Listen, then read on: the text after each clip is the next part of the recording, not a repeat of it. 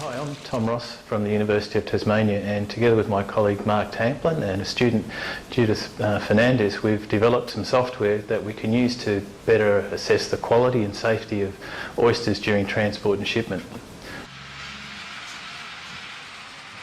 So the basic idea is that temperature affects the quality and to some extent the safety of oysters, and that's why we try and keep oysters cool when we ship them around the country, but sometimes problems happen and the temperature goes up a little bit.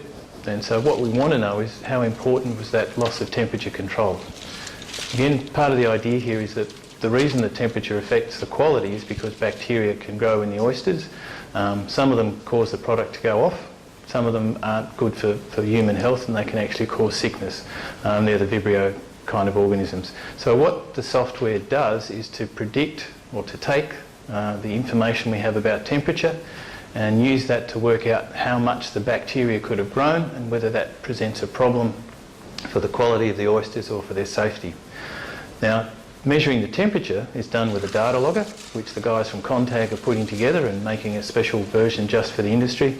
And the idea would be that we'd get the data from those loggers and we can put them through the software we have so that if there is a loss of temperature control, we can work out just how important that was in terms of the overall shelf life and safety of the oyster product.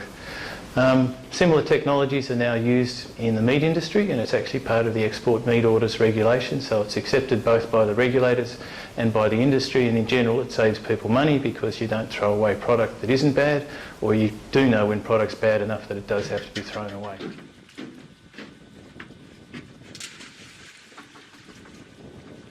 You can use the same idea for any kind of food that's affected by bacteria where you can't be entirely sure that the cold chain is going to do the job that you need it to do. And it can be used in lots of ways. So if there's a need and there's enough interest, those sorts of models can be developed for other kinds of seafood products as well. So it's worth mentioning here too that the work was done with the support of the Seafood CRC, and they're fairly happy with the product and helping us to actually get it out there. And obviously it needs to be used by industry. That's the whole point of doing the science.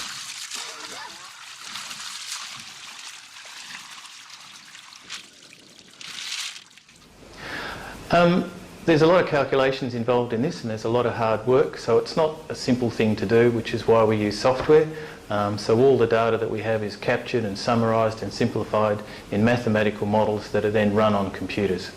And that's the advantage that the availability of computer technology makes this a possibility together with data logging technology. And so that's what we're aiming to do, is to develop a system and a technology that will help the oyster industry. Okay, so this is the version of the software that we use here, and probably anyone who uses this system will never need to see this, which is kind of good because it looks quite complicated. But just to quickly try and explain what we do, we actually use the data logger to get information about the temperature that the product's experiencing at any particular point in time, and that information can be pasted in here into the spreadsheet.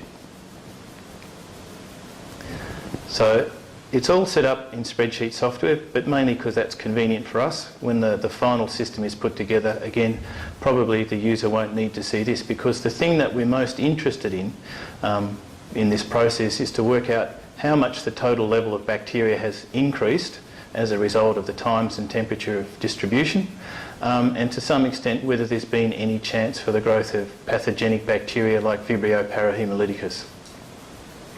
So what the software does is takes the information here about time and temperature and converts it into the expected amount of growth of the bacteria, and that's graphed on these plots here.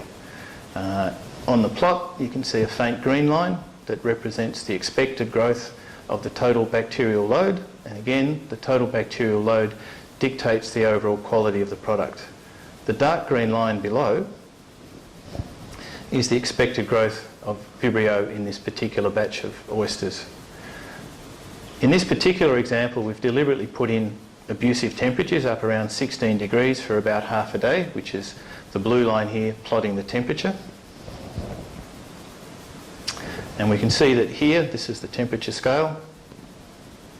During this period, the temperature was up at 16 degrees.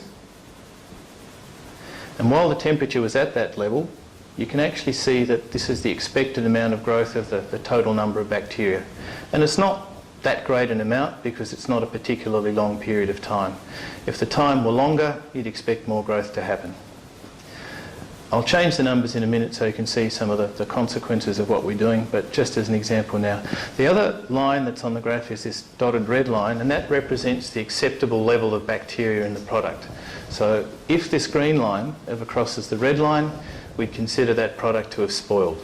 So I'll try and just show you some of the ways that this system works, and I'll increase the temperature over here to try and get it to predict faster growth.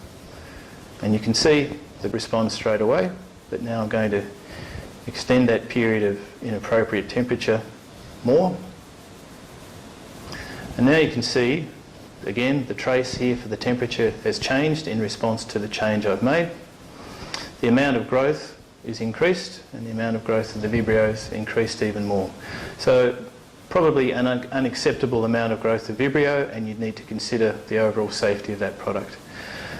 The software at the moment also produces some simple numerical estimates of the amount of growth that might have happened and the final level of growth that happened, and these sorts of values would actually be used in the software to make a decision about whether that product is acceptable for sale or not. More realistically, the temperature wouldn't get up to anything like that, hopefully. So if I put back in perhaps a more realistic storage at, let's say, 7 degrees for that day and a half, then the software also responds to that.